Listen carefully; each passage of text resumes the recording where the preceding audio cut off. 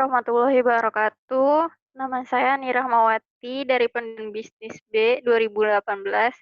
Saya akan menjelaskan tentang penyajian data, ukuran pemusatan, dan ukuran penyebaran. Next ke slide pertama.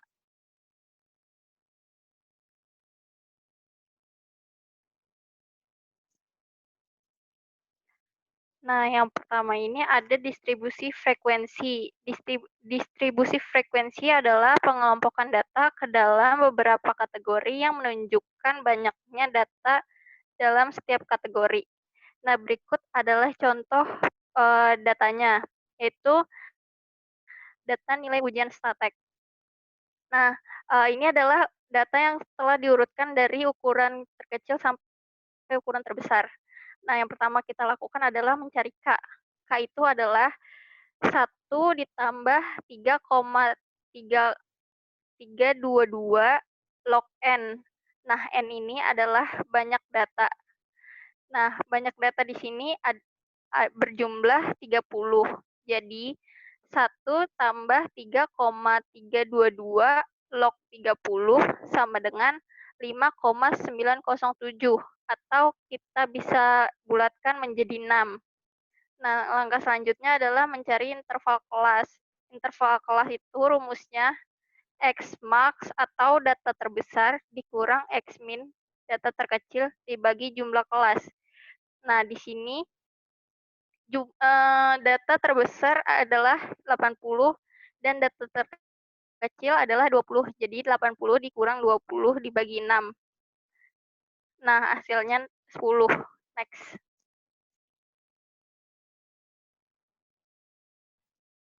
Nah, selanjutnya ini adalah penjelasan tabel yang tadi saya jelaskan di slide sebelumnya. Next. Nah, selanjutnya itu ada kurva histogram. Definisi kurva histogram adalah grafik yang berbentuk balok di mana sumbu horizontal X adalah tepi kelas dan sumbu vertikal Y adalah frekuensi setiap kelas. Nah, di sini ada tabel interval kelas dan frekuensinya. Next. Nah, ini adalah gambaran dari kurva histogram dari data di slide sebelumnya. Next.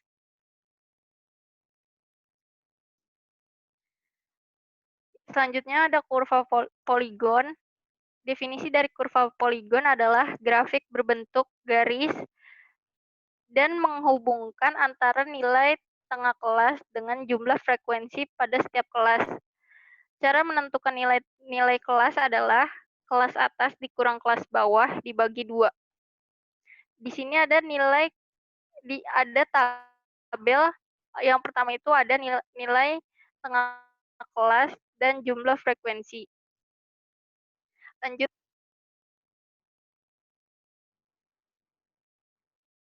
Nah, ini adalah gambaran kurva poligon data sebelumnya. Next. Yang selanjutnya adalah kurva Ogif. Kurva Ogif adalah diagram garis yang menunjukkan kombinasi antara interval kelas dengan frekuensi kumulatif. Langkah-langkahnya adalah yang pertama menentukan tepi kelas bawah. Kelas bawah itu adalah min 0,5. Nah, selanjutnya ada menentukan frekuensi kurang dari dan lebih dari. Nah, di sini ada tabel. Yang pertama itu ada interval kelas, yang kedua ada tepi kelas. Selanjutnya itu ada frekuensi kurang dari, yaitu cara menentukannya. Yang pertama, frekuensi pertama adalah 0, lalu ditambah dengan frekuensi pertama yaitu 5, lalu ditambah oleh frekuensi selanjutnya menjadi 11, dan seterusnya. Nah, di sampingnya ada tabel frekuensi lebih dari, yaitu frekuensi pertama adalah data terbesar yaitu 30, dikurang data pertama yaitu 5, jadi 25, dan seterusnya. Next. Nah, di sini ada gambaran kurva OGIF data sebelumnya. Next. Nah, selanjutnya ada ukuran pemusatan. Ukuran pemusatan yang pertama ada min atau rata-rata. Ini adalah nilai yang letaknya berada di tengah data, di mana data tersebut sudah diurutkan dari yang terkecil sampai yang terbesar atau sebaliknya. Nah, di sini ada contoh datanya. Nah, rumus min sama dengan sigma X dibagi N. Keterangannya, sigma X adalah jumlah data dan N adalah banyak data. Jadi, sigma X adalah 1540 dibagi 30, hasilnya 51,3333. Next. Selanjutnya ada median data tunggal. Median itu sama dengan nilai tengah.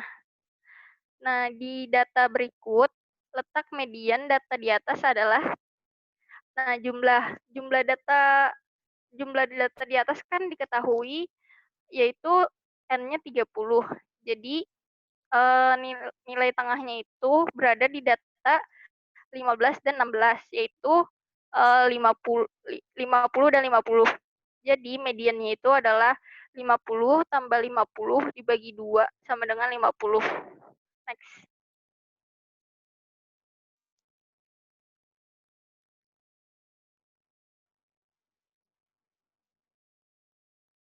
Nah, selanjutnya itu ada modus data tunggal.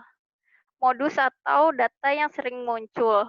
Pada data berikut, modusnya terdapat pada frekuensi yang berjumlah 7, yaitu terdapat di nilai ujian statek 60. Jadi modusnya adalah 60. Next.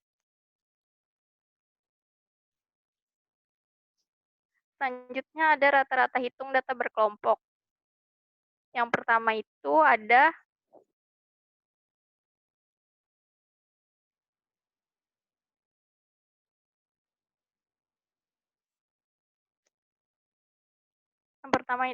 min data berkelompok. Di sini terdapat tabel interval, nilai tengah, jumlah frekuensi, dan F kali X. F kali X ini adalah frekuensi dikali dengan nilai tengah kelas. Yang pertama itu frekuensi pertama ada 5 dan nilai tengahnya itu 25. Jadi 5 kali 25 sama dengan 125. Dan seterusnya dikalikan sampai data ke-6, lalu jumlah frekuensinya dijumlah dan jumlah F kali X-nya dijumlah, lalu mendapatkan hasil, dan kita akan menghitung min dengan data tersebut. Rumus min adalah sigma F kali X dibagi N sama dengan 49,20. Next.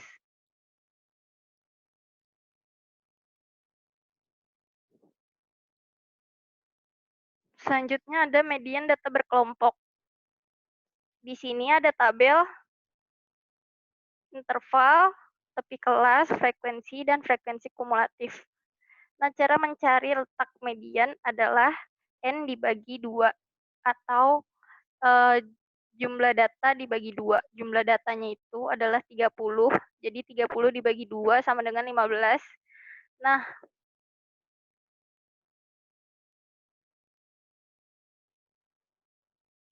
rumus mediannya adalah TB ditambah N dibagi 2 dikurang F dibagi FM kali P.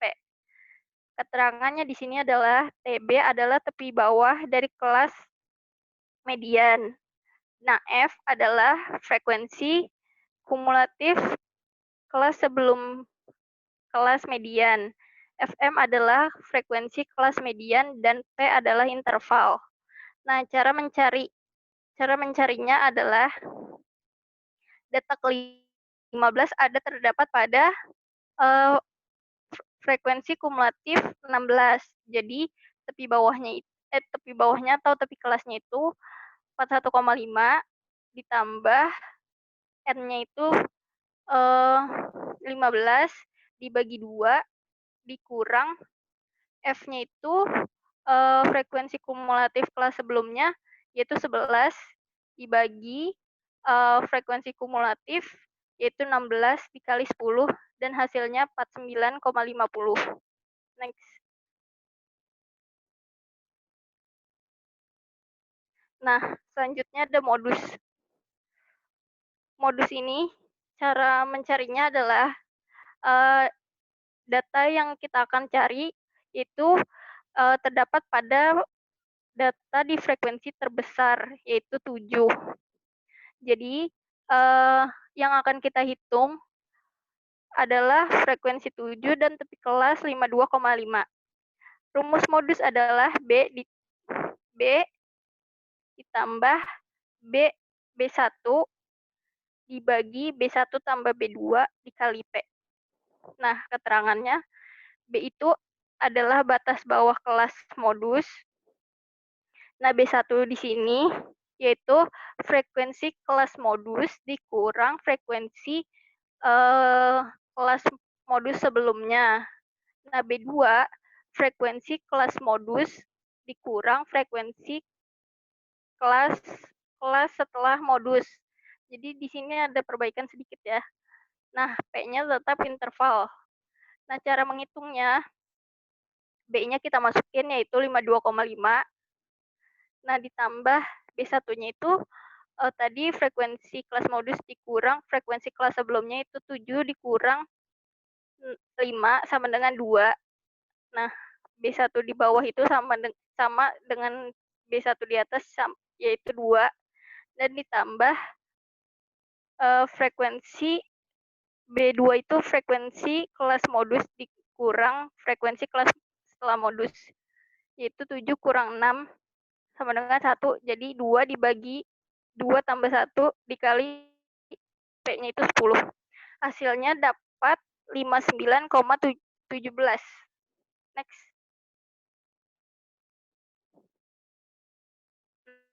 Nah, selanjutnya adalah hubungan rata-rata, median, dan modus. Nah, kurva di sini menunjukkan modus lebih besar daripada median. Jika rata-rata lebih kecil median dan median lebih kecil dari modus, maka pada kurva distribusi frekuensi, nilai rata-rata akan terletak di sebelah kiri, sedangkan median terletak di tengahnya, dan modus di sebelah kanan. Kurva distribusi frekuensi yang berbentuk adalah menceng kiri atau kemencengan negatif. Seperti gambar grafik di bawahnya itu ya. Next. Nah, selanjutnya, apakah rata-rata hitung dapat dijadikan ukuran yang baik? Nah, menurut saya iya, karena rata-rata hitung merupakan nilai yang menunjukkan inti dari nilai data dan nilai mewakili keputusan data. Next. Selanjutnya ada ukuran penyebaran. Ukuran penyebaran yang pertama itu ada range. Range itu rumusnya X max dikurang X min atau data terbesar dikurang data terkecil. Nah, data terbesar di sini ada 85 dan data terkecilnya itu 20. Jadi rank-nya itu 85 dikurang 20 sama dengan 65. X. Selanjutnya itu ada standar deviasi. Nah, di sini terdapat tabel. Yang pertama itu ada interval, yang kedua ada jumlah frekuensi, selanjutnya ada X atau nilai tengah. Nah, selanjutnya itu ada F kali X. Nah, F kali X ini rumusnya adalah frekuensi dikali nilai tengah, yaitu contohnya seperti data pertama itu 5 dikali 25 sama dengan 125. Lalu di sebelahnya itu ada X dikurang X bar, yaitu nilai tengah dikurang dengan rata-rata yang sudah kita hitung sebelumnya terdapat jumlahnya 49,20. Nah, jadi di data pertama 25 dikurang 49,20 hasilnya min 24,20. Nah, di selanjutnya terdapat tabel kita kuadratkan. Kita kuadratkan tabel di kiri itu yang min 24,20 kita kuadratkan dikali juga min 2420 sama dengan 585,64. Nah, selanjutnya tabel selanjutnya adalah ya jumlah yang tadi kita sudah kuadratkan kita kalikan dengan frekuensi, yaitu 585,64 dikali 5. Nah, hasilnya 2928,2. Nah, selanjutnya kita cari datanya sampai kelas terakhir, yaitu kelas ke-6. Nah, dapat kita ketahui sigma dari data kita yaitu sigma dari kuadrat dikali F sama dengan 7840,8. Nah, next-nya itu ada gambaran standar deviasinya. Next. Nah, cara mencari standar deviasi itu sigma X dikurang X bar kuadrat dibagi N-1. Nah, rata-ratanya sudah diketahui 49,20. Nah, N-1-nya itu data yang kita miliki 30 dikurang 1 yaitu 29. Nah, cara mencari standar deviasinya itu seperti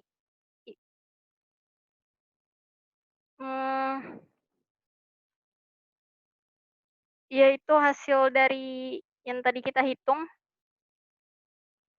Sebentar.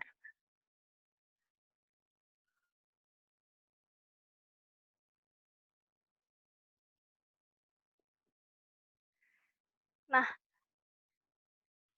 tadi jumlahnya itu 7840,8 dibagi dengan N-1 yaitu 29. Hasilnya kita akarkan menjadi akar 120,6277. Dan standar deviasinya itu menjadi 10,98. Nah, next.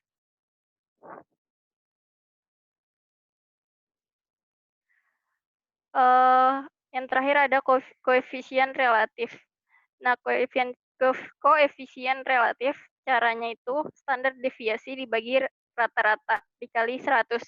Nah, standar deviasinya sudah kita ketahui dari slide sebelumnya itu 10,98 dan rata-ratanya 49,20. Jadi koefisien relatifnya itu 10,98 dibagi 49,20. Hasilnya kita kalikan 100 karena koefisien relatif berbentuk persen, jadi hasilnya 22%.